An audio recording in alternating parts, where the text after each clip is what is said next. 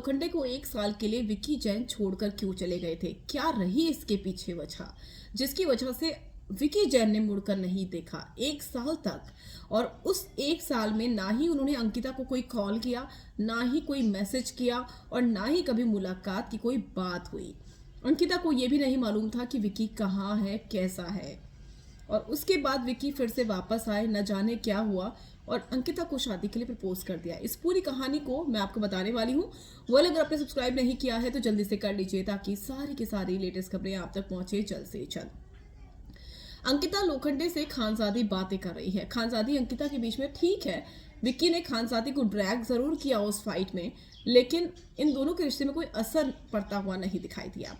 अब यहाँ पर खानजादी पूछती है कि आपने के बीच में प्रपोजल कैसे हुआ, क्या आपको पहले से मालूम था कि आप दोनों शादी करेंगे? तो अंकिता कहती है नहीं मालूम था, हम तो एक दोस्त के थ्रू मिले थे और शादी जैसे कोई बात भी नहीं थी। उसके बाद वो ये भी कहती है कि प्रपोजल का ऐसा कुछ नहीं था, लेकिन प्रपोज करने के बाद विक्की 1 साल के लिए गायब भी हो गया था। और खानजादी पूछती है कि कहाँ गए थे, क्या हुआ था? तो अंकिता कहती है कि वहाँ भी गलती मेरी ही थी। तो अंकिता अपनी गलती मान रही है कि वहाँ भी गलती मेरी थी, इसी वजह से विक्की 1 साल के लिए मुझे छोड़कर चला गया था। उसके बाद विक्की आया तो उसने मुझे शादी के लिए प्रपोज किया और मैं मान गई और विक्की ने मुझे माफ़ कर दिया। हालांकि उस लड़ाई का रीज़न क्या था जिसकी वजह से विक्की ने 1 साल तक अंकिता का चेहरा तक नहीं देखा, मुड़कर नहीं देखा, ये अंकिता ने खुलासा नहीं किया।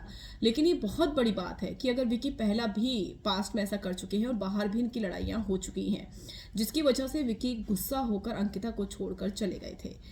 तो ये लड़ाई जो घर में हम देख रहे हैं, हो सकता है रियल हो और नकली ना हो, दिखावे की ना हो, क्योंकि बाहर भी इनके बीच में ऐसा ही कलेश हो चुका है। इसीलिए विक्की छोड़कर गए अंकिता को।